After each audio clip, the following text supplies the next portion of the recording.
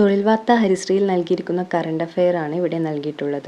അപൂർവ ഇനം ജന്തുജാലങ്ങളുടെയും വംശനാശ ഭീഷണി നേരിടുന്ന ജീവിവർഗങ്ങളുടെയും DNA സംരക്ഷിക്കുന്നതിനായി സ്ഥാപിച്ച ഇന്ത്യയിലെ ആദ്യത്തെ ജെനറ്റിക് ബയോ ബാങ്ക് പശ്ചിമ ബംഗാളിലെ ഡാർജിലിംഗിലുള്ള പത്മജ നായിഡു ഹിമാലയൻ സുവോളജിക്കൽ പാർക്കിൽ പ്രവർത്തനം ആരംഭിച്ചു. ഇന്ത്യയിലെ ആദ്യത്തെ ജെനറ്റിക് ബയോ ബാങ്ക് സ്ഥാപിച്ചത് എവിടെയാണ്?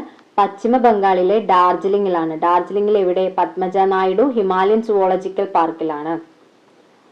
അപൂർവ ഇനം ജന്തുജാലങ്ങളുടെയും വംശനാശ ഭീഷണി നേരിടുന്ന ജീവിവർഗങ്ങളുടെയും DNA സംരക്ഷിക്കുന്നതിനു വേണ്ടിയാണ് ഈ ജെനറ്റിക് ബയോ ബാങ്ക് സ്ഥാപിച്ചിട്ടുള്ളത്.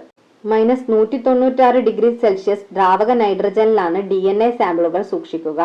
DNA സാമ്പിളുകൾ സൂക്ഷിക്കുന്നത് എങ്ങനെയാണ്? -196 °C ദ്രാവക നൈട്രജനിലാണ് DNA സാമ്പിളുകൾ സൂക്ഷിക്കുന്നത്.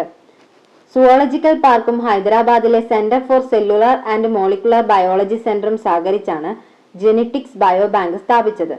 ജെനറ്റിക്സ് ബയോ ബാങ്ക് സ്ഥാപിച്ചത് ആരൊക്കെ ചേർന്നാണ്? സുവോളജിക്കൽ പാർക്കും ഹൈദരാബാദിലെ centre for cellular and molecular biology സെന്ററും സഹകരിച്ചാണ് ഇത് സ്ഥാപിച്ചത്.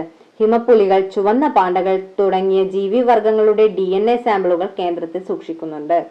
ഹിമപ്പുലികൾ, ചുവന്ന പാണ്ടകൾ തുടങ്ങിയ ജീവിവർഗങ്ങളുടെ DNA സാമ്പിളുകൾ കേന്ദ്രത്തിൽ സൂക്ഷിക്കുന്നുണ്ട്.